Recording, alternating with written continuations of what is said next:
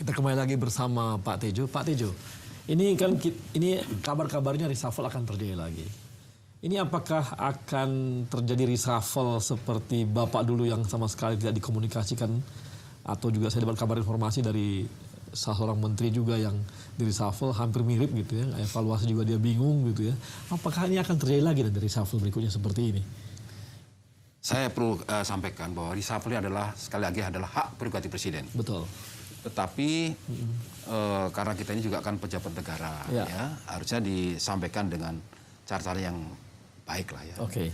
Ada informasi pendahuluan, penilaian lagi dan ini dan sebagainya. Apa yang saya alami pada waktu itu adalah saya siang hari jam 11 itu diundang oleh Mensesnek untuk mengoreksi amanat presiden yang akan dibacakan di DPR MPR menjelang 17 itu. Di sana saya katakan tidak adalah permintaan maaf yang dikatakan yang rame itu. Karena saya sudah saya betulkan, saya kembali ke kantor. Saya jalan tugas-tugas rutin di kantor. Jam habis maghrib saya telepon oleh Mensesnek lagi. Pak Menko diminta menghadap presiden. Baik.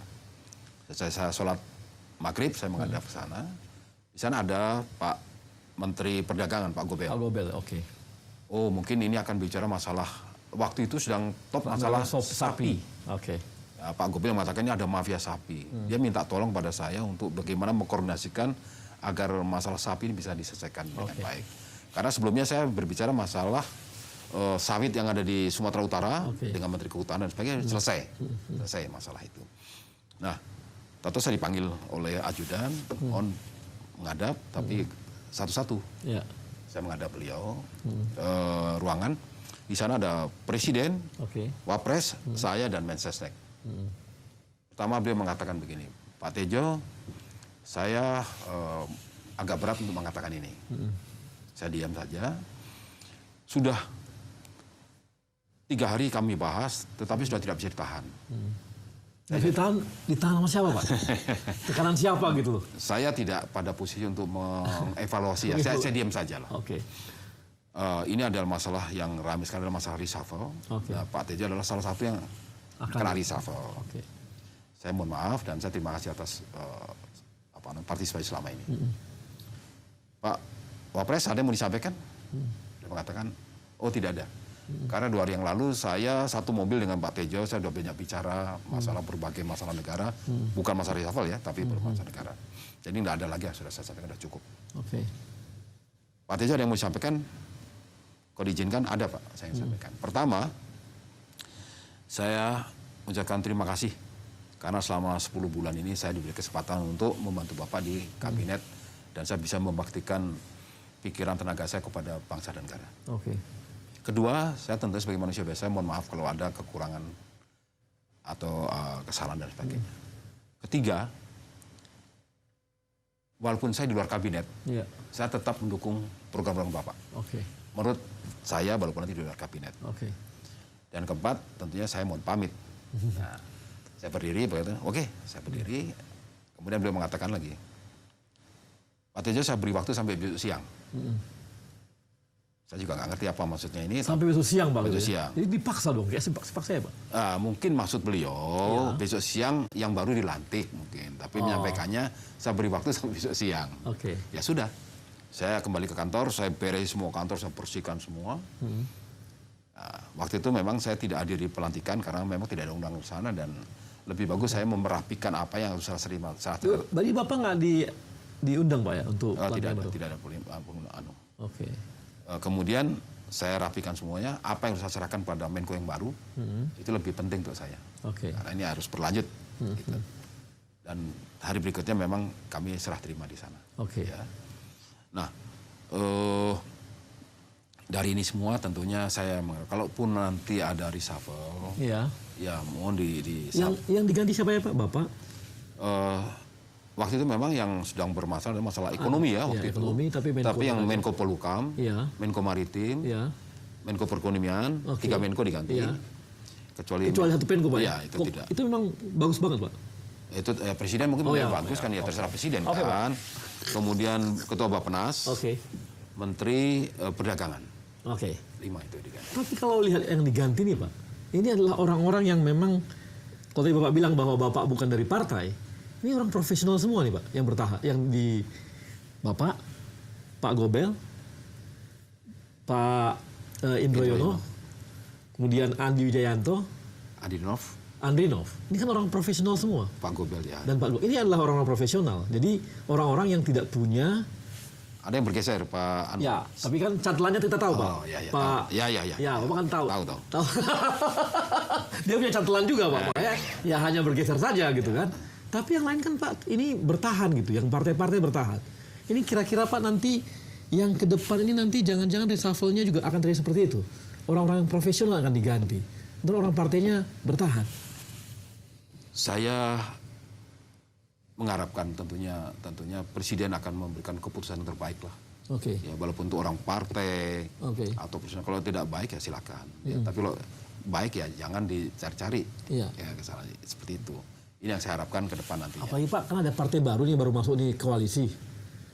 Kan mau nggak mau ada yang harus digeser dan dikasih ruang untuk mereka. Ya itu kan kita baru dengar-dengar ya. Keputusan nanti ada pada presiden tentunya. Tapi kan Pak, kemarin preskon loh Pak di istana juga. Di mana preskonnya bahwa ini bergabung dengan koalisi gitu. Oh, bergabung kan belum tentu juga harus menterinya masuk sana. Oh gitu ya. Tetapi kan kalau politik ya mungkin pasti itulah Pak dimintanya kan pasti begitu ya. Bisa saja demikian, tapi saya tidak demikian. Jadi istilahnya begini ya Pak ya.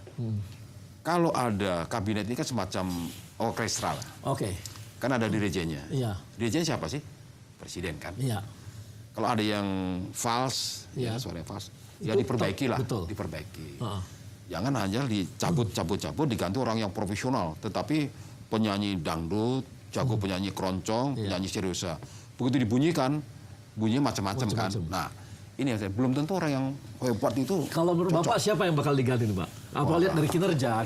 Kan Bapak pernah kerja sama mereka. Artinya Bapak tahu mana yang memang bisa gitu. Ya ini ya Pak. Atau kita jangan ngomong di kementerian deh. Kira-kira berapa kementerian yang bakal diganti nih? Kalau saya melihat ya selama ini semua menteri itu sudah bekerja keras Pak soal bidangnya. Oke.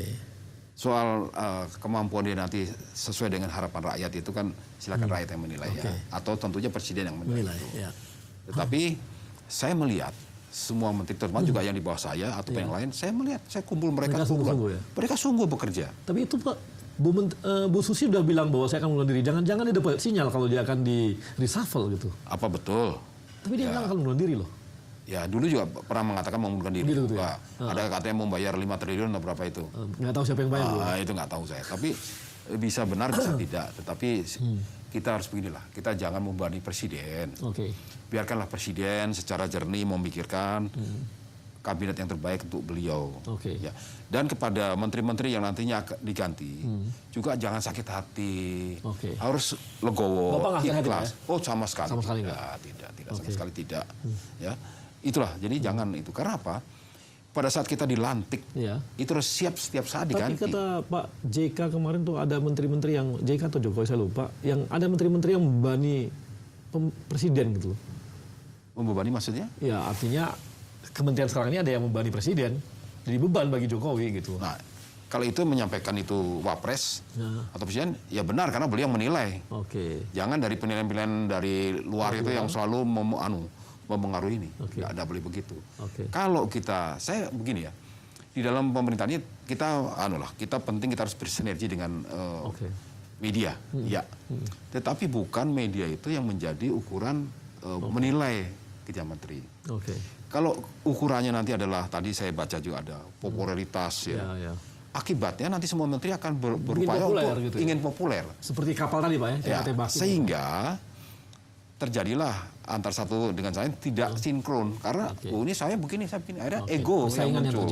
Nah mestinya biarkanlah dinilai diberitakan tapi tidak usah dinilai apalagi presiden mengikuti penilaian dari media tidak perlu seperti itu. Tapi Pak ini ada satu yang terjadi saat ini adalah beberapa partai terkena kasus korupsi di KPK.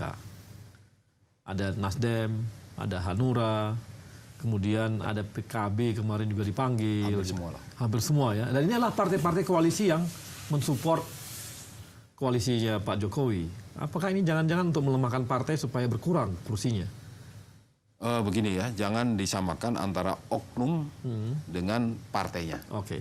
partainya ini tujuannya, kalau lihat visi misinya, Iya. itu bagus semua. Pak. Nah, tergantung ini personilnya bagaimana. Betul. Ini, jadi jangan juga pukul rata begitulah ya. Kasihan juga nanti kader yang baik terimbas, janganlah ya. Jadi menurut saya ya oknumnya saja, kalau memang dia ini jangan juga disangka-sangka dengan yang lain dengan itu. Itu yang saya. Tapi Pak, kemarin yang dikecewakan oleh banyak masyarakat adalah ketika Pak Jokowi ini memilih kabinetnya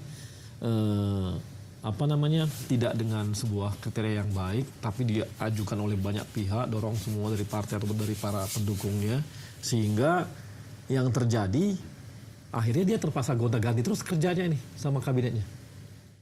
Kalau boleh saya ibaratkan sebagai dalam suatu organisasi Iya. di militer contoh, saya kadang-kadang mempunyai anggota atau perwira yang tidak sama. Oke. Ya, kewajiban saya sebagai seorang komandan, seorang pemimpin, tentunya membina bagaimana orang ini harus punya kemampuan yang seperti yang saya inginkan. Oke. Itu tugas saya.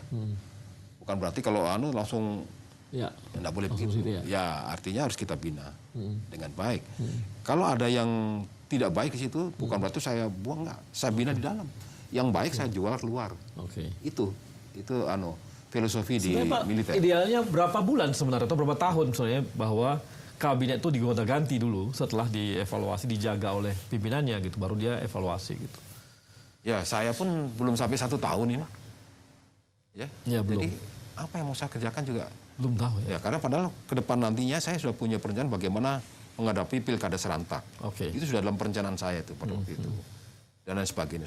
Tetapi dengan diganti. Tapi saya yakin lah, tentunya menteri-menteri yang pengganti kan tentunya punya kemampuan yang baik tentunya menurut pandangan presiden ya. Saya rasa juga mungkin juga bisa lebih baik. Tapi perencanaan itu sudah kita buat jauh sebelumnya.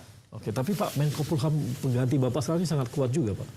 Ya, saya yakin beliau punya punya pengalaman yang cukup baik cukup baik. Tetapi juga penilaian dari masyarakat juga harus berimbang. Iya, tapi sampai asap juga kemarin bukan Menko yang satu lagi yang mengambil alih, tapi Menko Polhukam juga gitu. Ya, begini, saya merasakan ya, kalau saya mungkin masih Menko Polhukam pada saat terjadi asap ini, mungkin saya dihujat orang banyak.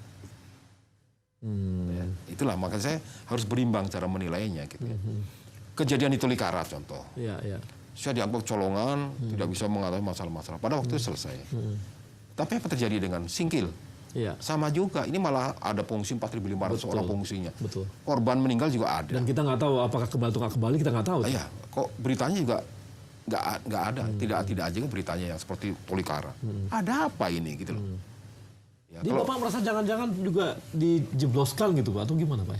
Saya mengatakan iya atau tidak, karena begini, saya ini akan buka tanpa saya mengatakan begini. Ada teman saya datang ke kantor saya dengan membawa anak-anak muda pada waktu itu. Oke. Saya tidak tahu kalau anak ini ternyata anak-anak juga anak media maupun orang netizen juga.